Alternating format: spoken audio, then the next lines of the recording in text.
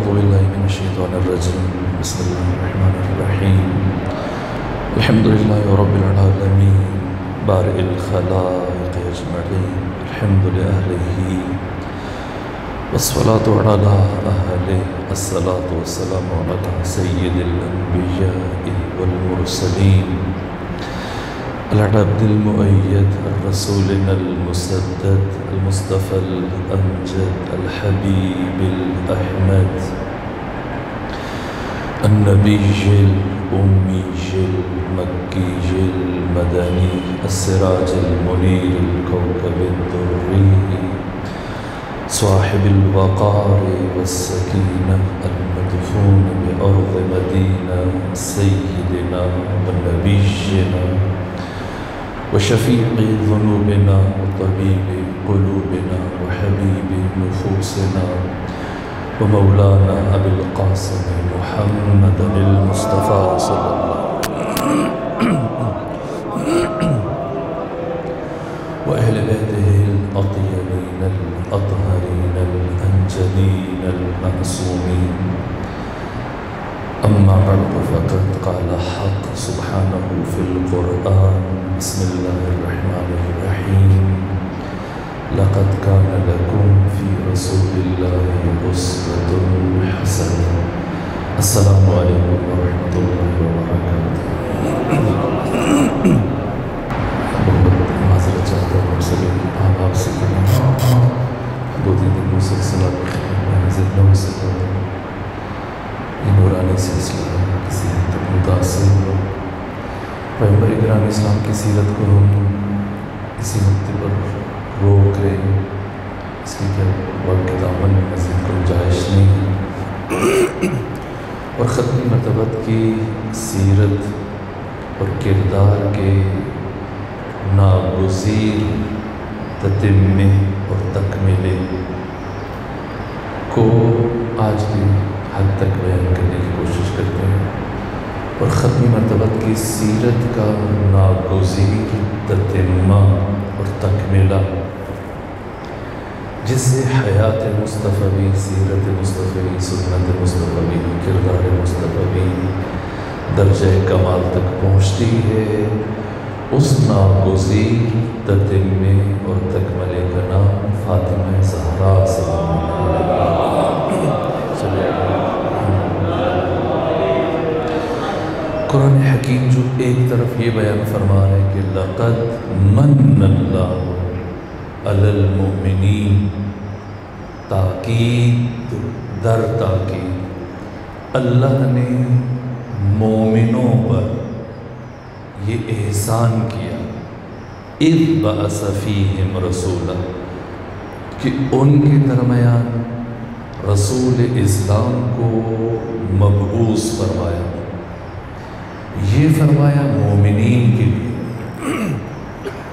لقد من اللہ علی المؤمنین، اللہ نے مومنوں پر احسان فرمایا کہ ان نے رسول اسلام کو مبعوث کیا. اور جب خود رسول اسلام کی باری آئی تو قرآن نے کیا فرمایا؟ اِنَّا أَعْطَيْنَاكَ الْكَوْثَرَ. رسول اسلام کی ذات کو اللہ مومنوں پر احسان قرار دے رہا ہے، اور فاطمہ زہرا سلام اللہ علیہا کی شخصیت کو اللہ رسول اسلام پر احسان قرار دے رہا ہے. اِنَّا أَعْطَيْنَاكَ، ہم نے آپ کو عطا کیا. ہمارے یہاں کچھ کلمات استعمال کرتے ہیں ہم عقیدت میں، لیکن ان میں وہ فکری گہرائی نہیں ہوتی. جیسے بعض شعراء اپنے کلام میں اس طرح سے بھی اشعار لکھتے ہیں کہ اے جبین مصطفیٰ اتنا بتا، یا اے جبین مصطفیٰ یہ تو بتا، کتنے سجدوں کا صلہ ہے فاطمہ. لیکن یہ شعر اس قرآنی فکر کے ساتھ ہم آہنگ نہیں ہے. فاطمہ صلہ نہیں، فاطمہ بدلہ نہیں، جزا نہیں، عطا ہے. فاطمہ ذات ختمی مرتبت پر اللہ کا احسان ہے، عوض ہو، صلہ ہو، بدلہ ہو، جزا ہو، یہ انسان کا حق ہوتا ہے۔ جیسے اب آج کل سحری میں آپ کے ہاں مختلف اطراف سے صبح کے وقت اذان فجر سے پہلے یہ آوازیں کانوں سے ٹکراتی ہیں، اے روزہ دارو، یہ میں نے یہاں آپ کے شہر میں سنا، اللہ نبی دے پیارو، جنت دے حقدارو۔ اس لفظ میں جو تیسرا جملہ روز سنتے ہیں، مجھے اس سے اتفاق نہیں ہے۔ جنت کا حقدار، ہمیں یہ جو جنت ملے گی انشاءاللہ کہ ضرور ملے گی، یہ ہمارا حق نہیں ہے، یہ لطف خدا ہے۔ یہ کلمہ خود ہمارے عقائد میں سے، ہمارا جنت میں جانا ایسا نہیں ہے کہ یہ ہم نے کچھ کیا اللہ پر واجب ہو گیا کہ اب وہ ہمیں جنت، نہ، یہ عطا خدا ہے، ہم نے جو کیا خود کے لیے کیا، اپنے کمال کے لیے کیا۔ جنت بشر کا حق نہیں ہے، یہ پروردگار کی عطا ہے۔ لیکن ختمی مرتبت کی نسبت قرآن جو بھی دے رہا ہے، کچھ بھی آپ کے لیے لفظ عطا نہیں کہا، یہ جنت ہمارے لیے عطا ہے، پیغمبر کے لیے عطا نہیں ہے۔ ختمی مرتبت کو پروردگار نے بطور ہدیہ پیش کیا، جنت ہے، شفاعت ہے، نبوت ہے، رسالت ہے، خود قرآن جو وجود مبارک ختمی مرتبت کا وجود کتبی و کتابی ہے۔ یہ قرآن اتنی عظمتوں کا مالک، اتنی رفعتوں کا مالک، لو انزلنا هذا القرآن على جبل لرأيته خاشعا متصدعا من خشية الله وننزل من القرآن ما هو شفاء ورحمة للمؤمنين لو سيرت به الجبال وقطعت به الأرض وكلم به الموتى۔ یہ قرآن لامتناہی عظمتوں کا حامل، جب پروردگار نے یہ قرآن ختمی مرتبت کو دیا تب بھی لفظ عطا استعمال نہیں کیا۔ وَلَقَدْ آتَيْنَاكَ سَبْعًا مِّنَ الْمَثَانِي، تاکید در تاکید ہم نے آپ کو قرآن دیا۔ تے کا لفظ ہے، توئے عین توئے کا مادہ نہیں ہے، عطا نہیں کا ہم نے آپ کو یہ قرآن اور سبع مثانی دیا۔ مقام فاطمہ حق تعالیٰ کی بارگاہ میں کتنا بلند ہے، صرف یہ ایک حقیقت فاطمی کہ پروردگار نے جب یہ نور قلب ناظرین ختمی مرتبت پر اتارا تو کمال فخر سے پہلے کہا انا، ہم نے۔ یہ لفظ انا مقام تفاخر کے اظہار کے لیے، ہم نے آپ کو کوثر عطا کیا۔ فصلی، اب آپ پر لازم ہے کہ نماز پڑھیں، لربک ونحر، اور نماز کافی نہیں، قربانی دیجیے۔ دوسری طرف قرآن فرماتا ہے اذا جاء نصر اللہ، جب اللہ کی نصرت آن پہنچی، والفتح، اور آپ کو فتح حاصل ہوئی، عظیم کامیابی حاصل ہوئی۔ کتنی بڑی کامیابی، خدا خود تفسیر کر رہا ہے، اذا جاء نصر اللہ والفتح ورأیت الناس، آپ نے اپنی نگاہوں سے دیکھا لوگوں کو، یدخلون، کہ وہ داخل ہو رہے فی دین اللہ، اللہ کے دین میں، افواجا، فوج در فوج، فوج در فوج یعنی ہزاروں کی تعداد میں دین میں شامل ہو رہے ہیں۔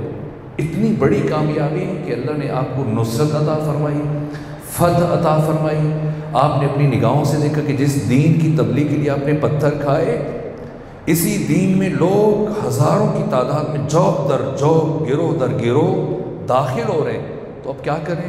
فسبح، بحمد ربک، تو اپنے رب کی تسبیح کیجیے۔ ان آیتوں کو آپ برابر میں رکھیں، ایک پلڑے میں ایک آیت کو رکھیں، دوسرے پلڑے میں دوسری آیت کو رکھیں، پھر وزن کریں کہ مقام فاطمہ زہرا اللہ کی نگاہ میں کتنا بلند ہے۔ نگاہ پروردگار میں ہزاروں لوگوں کا فوج در فوج دین میں آ جانا یہ اتنی بڑی اہمیت نہیں رکھتا جتنا فاطمہ زہرا کا اس کائنات میں آ جانا تھا۔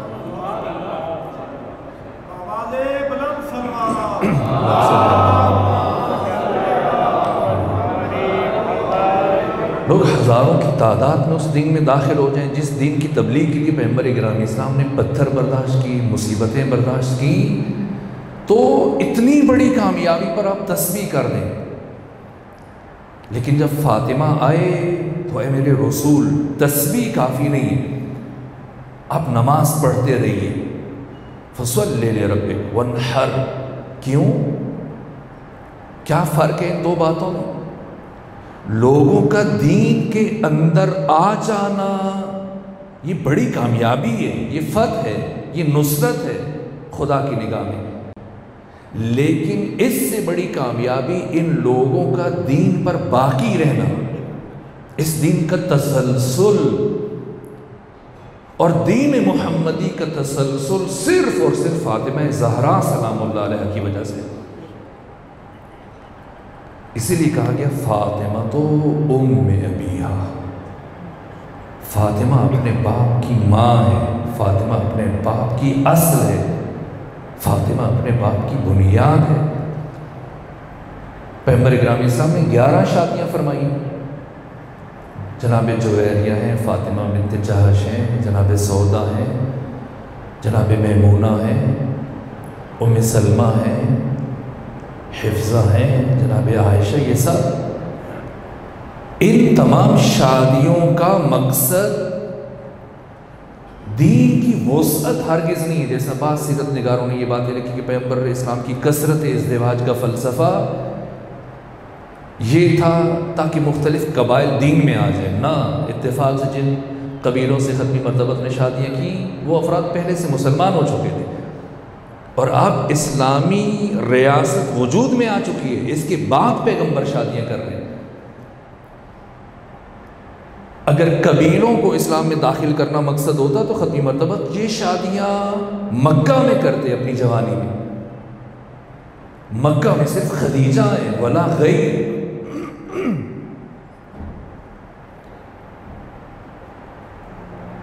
جناب خدیجہ سے ختمی مرتبہ نے عقد کیوں فرمایا، اور باقی 10 ازواج میں سے، جس میں سے 9 ازواج ہیں، 2 کنیزیں ہیں، جناب ماریہ قبطیہ، ان سے کیوں عقد فرمایا؟ باقی خواتین سے جو ختمی مرتبہ کا عقد فرمانا ہے یہ دین کے بعض امور کی تبلیغ کے لیے ناگزیر تھا، اور یہ ساری شادیاں 50 سال کے بعد شروع کی جاتی،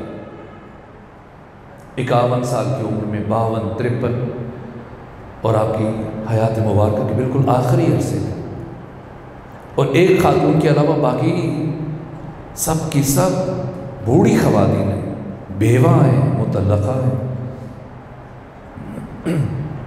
جناب خدیجہ سے کیوں عقد فرمایا؟ 11 ماہ 10 ماہ رمضان المبارک آپ کی روز وفات حضرت آیات ہے، باقی خواتین سے کیوں عقد فرمایا؟ دیکھیے آپ سبھی کے سبھی یہاں پر مرد حضرات ہیں، دین اسلام اپنے مختلف شعبے رکھتا ہے، ان شعبوں میں سے ایک احکام کا شعبہ ہے، فقہ احکام، جس میں ہر شے کا حکم بیان کیا جاتا ہے کہ یہ واجب ہے، حرام ہے، مکروہ ہے، مباح ہے، مستحب ہے۔ طہارت سے لے کے دیات تک یہ احکام یہ مردوں کے ساتھ خاص نہیں ہے، بالخصوص کتاب الطہارہ میں سینکڑوں احکام ایسے ہیں جو مخصوص ہیں خواتین کے ساتھ، اور ان احکام کی نوعیت ہے کہ سرے سے آپ کو سمجھ بھی نہیں آئے گی، اور سمجھ آ بھی جائے تو دقت اور دشواری اور الجھن ہوگی آپ کو۔ مثلا اگر مجھے آپ کے سامنے یہی مسائل جو خواتین کے ساتھ خاص ہیں بیان کرنے پڑ جائیں، میرے لیے شاید اگر ناممکن ہی تو بہت مشکل۔ اب آپ مجھے بتائیے، اس معاشرے میں جس کی کچھ مثالیں اور جھلکیاں میں آپ کی خدمت میں عرض کر چکا ہوں، کیا دین خدا صرف مردوں کے لیے؟ نہ، جتنا مردوں کے لیے اتنا خواتین کے لیے، اور وہ مسائل کی جو خاص ہیں خواتین کے ساتھ۔ اگر آپ توضیح المسائل یا تحفۃ العوام اٹھائیں، آپ کو ذرا سا اندازہ ہو جائے گا۔ اگر کوئی مسئلہ سمجھ میں آئے تو اس کو غنیمت جانیے گا۔ مشکل ہے، پیچیدہ مسائل ہیں، صرف سے ہمارے ساتھ ان کا تعلق نہیں ہے۔ اب یہ سارے مسائل خواتین تک پہنچانے تاکہ دین کے یہ پہلو جمیع افراد بشر تک پہنچ جائے، جن کا ایک طبقہ خواتین ہے۔ اب پیغمبر کیسے پہنچائیں ان مسائل کو؟ مردوں سے کہیں، ان کو سکھائیں، اور کہیں جا کے پھر اپنے اپنے گھروں میں خواتین کو یہ مسائل سکھائیے۔ آپ کے ملتان میں باقی سواریوں کے علاوہ ایک رکشے بھی چلتے ہیں، سفر کرتے ہیں افراد اس میں۔ اگر رکشے کے اوپر اونٹ کو پار کرنا پڑ جائے، بٹھانا پڑ جائے کہ بس طے کریں کہ آپ اس کو لے کے جانا، لے جا پائیں گے؟ رکشے پہ اونٹ کو بٹھانا پھر آسان ہے، یہ مسائل مردوں کو سمجھانا بہت مشکل ہے۔ صرف ان کے ساتھ تعلق بھی نہیں، ایک طرف، دوسری طرف یہ تہذیب کے خلاف ہے، قدروں کے خلاف ہے، نامناسب عمل ہے۔ ختمی مرتبہ مردوں کو یہ مسائل نہیں بتا سکتے تھے، اور یہ بھی نہیں کر سکتے تھے کہ اچھا آپ لوگ چلے جاؤ، اپنی خواتین کو بھیجو تاکہ میں انہیں سکھاؤں۔ اس میں بھی قباحت تھی۔ دوسری طرف یہ دین کے مسائل اور پہلو خواتین تک پہنچانا ناگزیر تھا۔ اب بتائیے آقا کیسے پہنچائیں؟ آپ کی نگاہ میں کیا حل ہے؟ دین کی یہ مخصوص احکام جو خواتین کے ساتھ مختص ہیں، ان خواتین کو سمجھانا کیسے سمجھائیں؟ میری نگاہ میں اس کے علاوہ اور کوئی راستہ نہیں بچتا کہ ختمی مرتبہ مختلف قبائل سے خواتین کے ساتھ عقد کریں تاکہ وہ ختمی مرتبہ کی محرم بن جائیں۔ اب پیغمبر اسلام ان کو سکھائیں تاکہ یہ اپنے اپنے قبیلوں میں جا کے اپنے قبیلے کی خواتین کو دین کے یہ مخصوص مسائل تعلیم دیں۔ ایک بڑا مقصد ختمی مرتبہ کی کثرت ازدواج کا یہ، جناب خدیجہ کے ساتھ آپ کا عقد ہرگز دین کی ان چیزوں کی تبلیغ کے لیے نہیں تھا۔ مکہ میں تو سرے سے یہ سلسلہ اس طرح سے بڑھ بھی نہیں رہا تھا۔ وسعت جو ملی اسلام کو وہ مدینہ میں جا کے ملی۔ جناب خدیجہ کے ساتھ کیوں عقد فرمایا ختمی مرتبہ نے؟ جو بڑی حکمت جناب خدیجہ کے ساتھ ختمی مرتبہ کے عقد میں ہے، اللہ نے اپنی عظیم ترین امانت جو سر عظمی پروردگار ہے، حق تعالیٰ کا سب سے بڑا راز ہے، اس راز کو اس دنیا میں، اس کائنات میں بھیجنے کے لیے ایک مبارک اور پاکیزہ ظرف چاہیے تھا، جس کے لیے حق تعالیٰ نے پوری کائنات میں سے اس مخدرہ کو منتخب کیا۔ سب سے قدیمی ترین سیرت ختمی مرتبہ سے متعلق جو لکھی گئی سیرت ابن ہشام، وہ جو تہذیب ہے سیرت ابن اسحاق کی، اسی کو مزید انہوں نے کچھ چیزیں ہٹائیں اور چند چیزوں کا اضافہ کیا۔ یہ سیرت ہشام، سیرت ابن اسحاق جو ہے یہ 100 جناب اسحاق متوفہ 141 میں،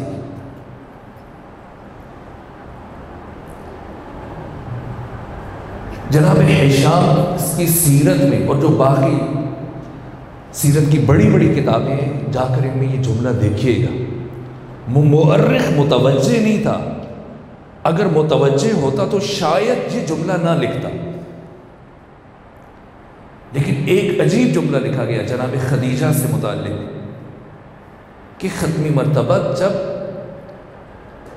بیت الحرام میں نماز پڑھتے تھے تو بہت سارے افراد نے روایت کی کہ ختمی مرتبہ کے ساتھ ایک بچہ اور ایک خاتون مسلسل 40 دن تک بیت الحرام میں نماز پڑھتے رہے۔ اس جملے کو سمجھیں، اس جملے کا وزن کریں۔ اگر ایک بچہ یا مرد وہ مسلسل 40 دن نماز پڑھے تو یہ عجیب نہیں ہے۔ اب جا کے ڈھونڈیے دنیا میں کسی خاتون کو جو مسلسل 40 دن نماز پڑھ سکے یا روزہ رکھ سکے۔ یہ جناب خدیجہ کہ لاشعوری طور پر مؤرخ نے، سیرت نگار نے لکھ دیا کہ ہم مسلسل 40 روز ختمی مرتبت کے پیچھے نماز ادا کر دیا۔ اب میں کنائے میں اتنا عرض کر سکتا تھا آپ کی خدمت میں، پروردگار نے اس ہستی کو منتخب کیا جناب خدیجہ کو تاکہ اپنے سب سے عظیم ترین راز سیدہ فاطمہ زہرا سلام اللہ علیہ کو اس کائنات میں ظاہر فرمائے۔ وقت کے دامن میں بالکل ٹول کی گنجائش نہیں ہے میں بیوی کی شخصیت کی کچھ پہلو آپ کی خدمت میں عرض کر سکوں۔ اس لیے اگر آپ کے ذہنوں میں سیدہ سے متعلق کوئی اہم خاص سوال ہے تو وہ بیان کر دیجیے، نہیں تو باقی کے وقت میں 2 سے 3 مطالب اور عرض کر دیتا ہوں۔ گفتگو تاخیر سے شروع ہوئی، پھر ایک ہی نشست ہے اور کل کا دن 15 رمضان المبارک حضرت امام حسن مجتبیٰ کی شخصیت کو بیان کرنا ہے۔ اس لیے ان چند لمحات میں اگر آپ کے ذہنوں میں کچھ سوال ہو سیدہ کی سیرت سے متعلق تو میں جواب عرض کر دیتا ہوں اس کا، اور اگر سوال نہیں تو پھر میں 2 سے 3 باتیں اور عرض کر دیتا ہوں۔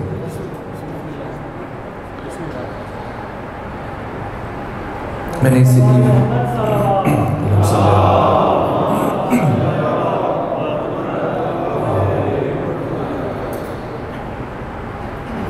اگر کسی دوست کے ذہن میں سوال ہو تو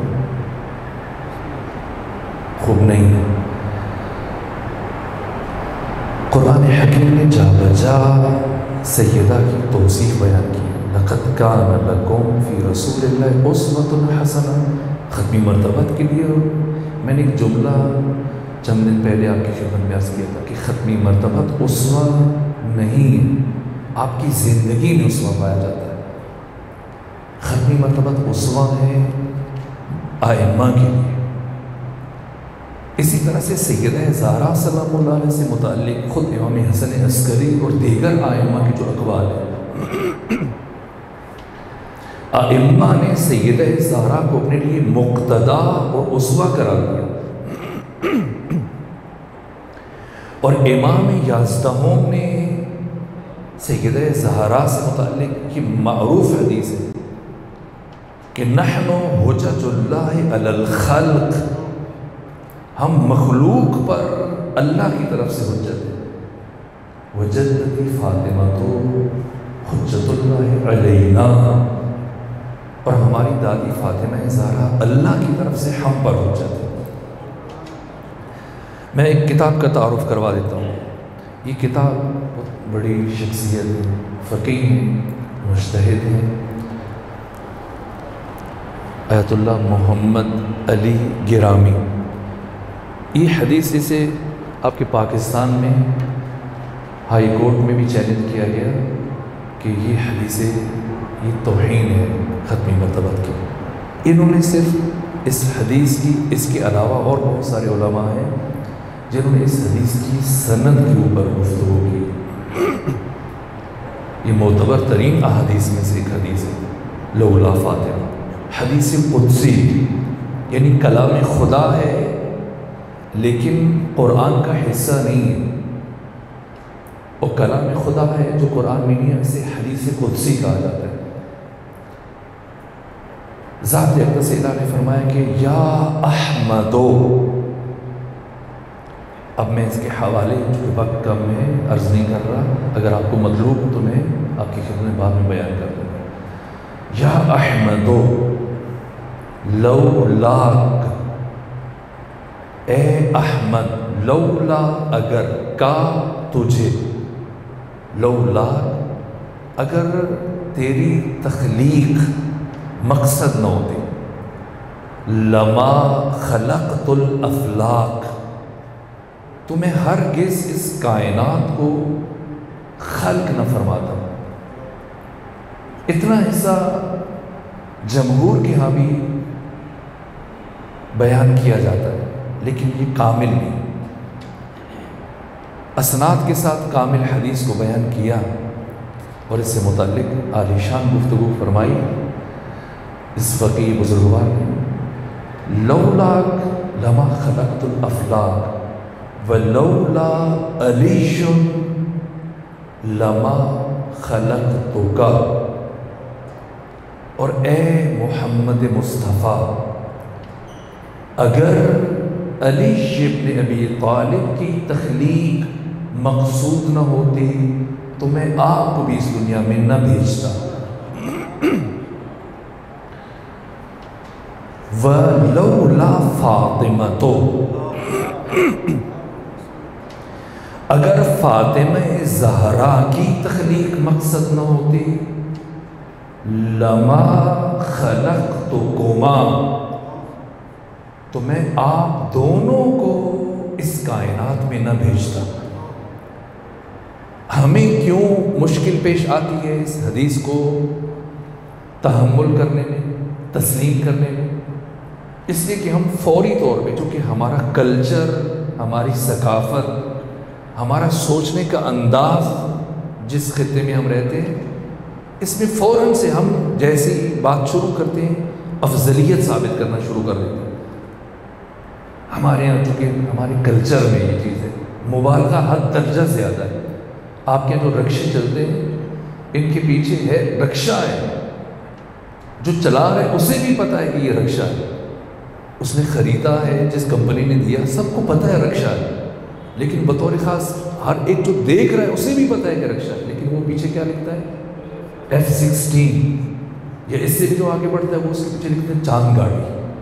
یہ چاند گاڑی نہیں، یہ F-16 نہیں ہے، رکشہ ہے. ہمارے یہاں مبالغہ ہے، دین میں مبالغہ نہیں ہے. اسلام میں ذرہ برابر مبالغہ نہیں. اسلام کے احکامات عین وحی کے مطابق ہیں. خدا کیا مبالغے کا تصور نہیں. یہ جو حق تعالیٰ نے فرمایا کہ لولا فاطمۃ لما خلقتکما، اب فوراً سے پھر مسلمان الجھ جاتے کہ اچھا اس سے تو توہین رسالت ثابت ہو رہی ہے. اس کا مطلب یہ ہے کہ فاطمہ زہرا یعنی علی پیغمبر سے افضل ہو گئے اور فاطمہ زہرا دونوں سے افضل ہے. نہ بات افضلیت کی نہیں ہے، بات مقصدیت کی ہے. خدا مقصدیت کی طرف اور ہدف کی طرف بشر کو متوجہ کر رہا ہے. نور مصطفیٰ اور حقیقت محمدی قرب الہی میں موجود اور محفوظ تھا. کیوں مبعوث کیا اس کائنات میں؟ ہماری ہدایت کے لیے. ورنہ اللہ کبھی اپنے محبوب کو اس عالم مادہ میں انسانوں کے درمیان نہ بھیجتا، ہماری ہدایت کے لیے بھیجا. اللہ ختمی مرتبت کو، اپنے محبوب کو، امام الانبیاء کو، سید الرسل کو بھیجے اور وہ اپنے مقصد تک نہ پہنچ پائیں. کیا خدا ایسا کام کر سکتا ہے جو خالق عقل ہے کہ ایک بے ہدف اور بے مقصد کام انجام دے؟ اور یقین جان لیجیے اللہ محمد مصطفیٰ کو بھیجے اور آپ کے فوراً بعد علی اور علی کے 11 بیٹوں کو نہ بھیجے تو مقصد مصطفیٰ کو باقی رکھنا محال ہے. پیغمبر کے بعد یہ 12 ائمہ دین کے تحفظ اور بقا کی ضمانت ہے. اس لیے جیسے ہی میدان خم غدیر میں پیغمبر نے اپنے بعد ان 12 اوصیاء کی امامت اور ولایت اور خلافت کا اعلان کیا، خدا نے فرمایا الیوم یئس الذین کفروا، آج کے دن کافر مایوس ہو گیا. کیوں کافر مایوس ہو گیا؟ اس لیے کہ آج کے دن دین خدا محفوظ ترین ہاتھوں میں چلا گیا. جیسے آپ پاکستان میں مختلف دن مناتے ہیں، تاریخ پاکستان 14 اگست مناتے ہیں، کیوں؟ پاکستان آزاد ہوا۔ 23 مارچ بھی مناتے ہیں، کیوں؟ اس دن چھٹی بھی کرتے ہیں، پریڈ ہوتی ہے، توپوں کی سلامی دی جاتی ہے کہ اس دن قرارداد پاکستان منظور ہوئی۔ اسی طرح سے ایک اور دن تاریخ پاکستان میں منایا جاتا ہے، ہر سال آپ مناتے ہیں، وہ کون سا دن ہے؟ 6 ستمبر۔ یہ کیوں مناتے ہیں؟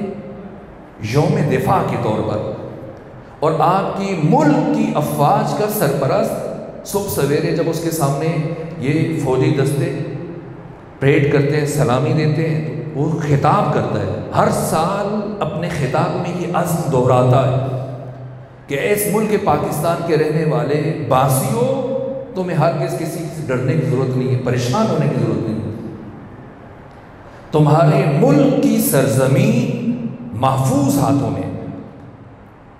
روز غدیر پروردگار نے پوری امت مسلمہ سے یہی فرمایا، فلا تخشوہم واخشون اليوم یئس الذین کفروا۔ آج کے دن کافر مایوس ہو گیا، تمہیں ان سے ڈرنے کی ضرورت نہیں ہے، بس مجھ سے ڈرو۔ کیوں کافر مایوس ہو گیا؟ اس لیے کہ آج کے دن دین خدا محفوظ ترین ہاتھوں میں چلا گیا۔ جس دن علی سے لے کے مہدی تک ایسے محافظ دین کو عطا ہو گئے، جس طرح سے 6 ستمبر پاکستان میں اب یوم دفاع کے طور پہ مناتے ہیں، یہ روز غدیر 18 ذی الحج یہ دین کا روز دفاع ہے۔ اللہ اکبر، یا رسول اللہ، یا احمد صلی اللہ علیہ وسلم، لولاک لما خلقت الافلاک ولولا علی لما خلقتک۔ علی سے مراد علی سے لے کے مہدی تک آپ کے سارے فرزند ہیں، اگر ان کو نہ بھیجے خدا پھر پیغمبر کو بھیجے، یعنی اللہ نے ایک ایسا کام کیا جو بے مقصد رہ گیا۔ لیکن خدا حکیم خالق عقل کبھی بھی بے مقصد کام انجام نہیں دیتا جو ثمر اور نتیجے تک نہ پہنچ سکے۔ اور دوسری طرف پروردگار محمد کو بھی بھیجے اور علی سے لے کے مہدی تک ان انوار کو بھی بھیجے، لیکن اگر اللہ فاطمہ کو نہ بھیجے تو نہ پیغمبر کی محنت بن سکتی ہے، نہ ان 12 ائمہ کی محنت بن سکتی ہے۔ ان 13 ہستیوں کی ساری محنتوں کو بچانے کے لیے اللہ نے اپنے سب سے عظیم ترین راز کو آشکار فرمایا۔ اصول کافی میں ابو جعفر یعقوب کلینی نے یہ حدیث امام صادق سے نقل کی، کہا کہ اللہ نے میری دادی فاطمہ زہرا کو 3 نور، یہ تفسیر ہو جائے گی اس حدیث قدسی کی، کلام امام صادق جو ابو جعفر یعقوب کلینی اصول کافی میں ذکر کر رہے ہیں، کہا کہ اللہ نے میری دادی فاطمہ کو 3 نور عطا کیے، ایک نور سرخ، ایک نور سفید اور ایک نور زرد۔ کا نور سفید وقت طلوع ظاہر ہوتا ہے اور یہ نور نبوت ہے، نور سرخ یہ وقت غروب ظاہر ہوتا ہے، غروب سے پہلے، یہ نور امامت و ولایت ہے، اور نور زرد یہ وقت ضحیٰ، زوال سے پہلے اس وقت میں ظاہر ہوتا ہے، اور یہ نور عصمت و طہارت ہے، اور یہ نور خاص ہے میری جدہ طاہرہ فاطمہ الزہرا سلام اللہ علیہ کے ساتھ۔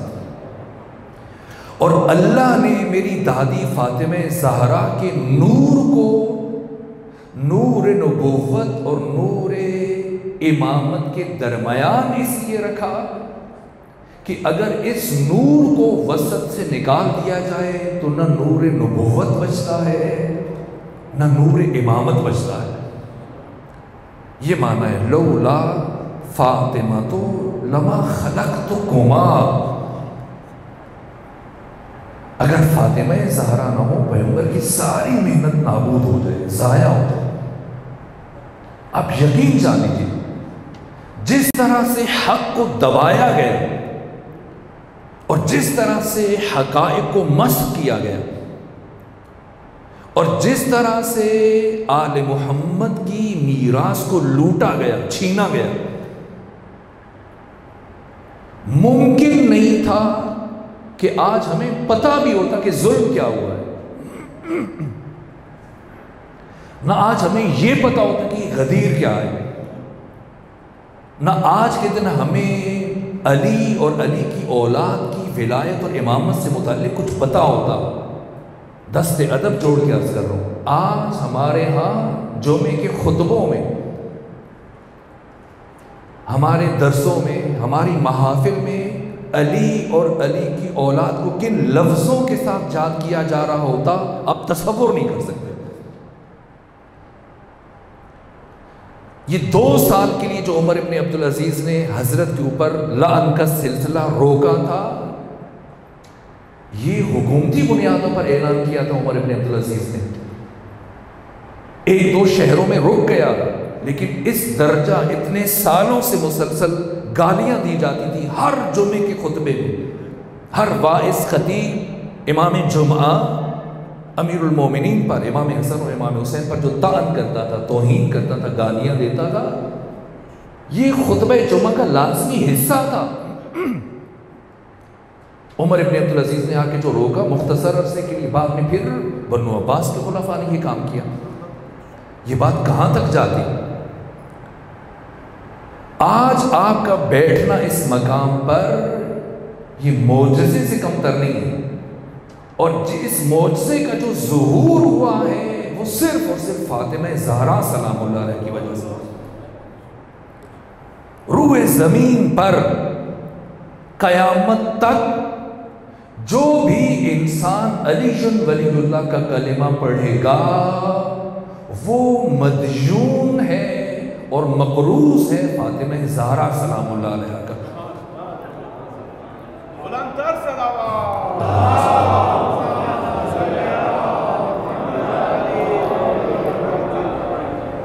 اگر آج آپ اسی طرح سے نماز پڑھ رہے ہیں جیسے پیغمبر نماز پڑھتے تھے تو پھر شکریہ ادا کریں فاطمہ زہرا سلام اللہ علیہ کا۔ اگر آپ کو آج دن اسی شکل میں مل گیا ہے جس شکل میں ختمی مرتبت نے بیان کیا تھا، پھر سجدے میں سر رکھ کر فاطمہ زہرا سلام اللہ علیہ کا شکریہ ادا کریں، اس شکستہ پہلو کا شکریہ ادا کریں، ان ٹوٹی ہوئی پسلیوں کا شکریہ ادا کریں، اس مخدرہ کا شکریہ ادا کریں کہ ان آخری 70 دنوں میں اتنے مصائب اٹھائے شاید مورخ نہ بیان کر سکتا، نہ سمجھ سکتا ہے مورخ، اس لیے کہ جتنا جس کا احساس بلند ہوتا ہے اتنی زیادہ اس کی مصیبت بلند ہوتی ہے۔ خود فاطمہ زہرا نے بتایا مجھ پر کتنے مصائب آئے۔ ہاں، جب دین خدا کے احکامات پہ جب عمل کرنا، تب ذہن میں رکھنا کہ ان احکامات کو تم تک پہنچانے کے لیے فاطمہ زہرا نے کیا کیا مصیبتیں دیکھی۔ فُبَّتْ عَلَيَّ مَصَائِبٌ، کتنے مصائب آئے مجھ پہ، لَوْ أَنَّهَا صُبَّتْ عَلَى الْأَيَامِ سِرْنَا لَيَالَيَا۔ میں نے شروع میں عرض کیا دین میں مبالغہ نہیں ہے۔ فاطمہ زہرا ایسا نہیں کہ مبالغے کے طور پہ کہہ دے کہ نہ، فاطمہ زہرا عصمت کبریٰ کے درجہ رفیع پر فائز ہے۔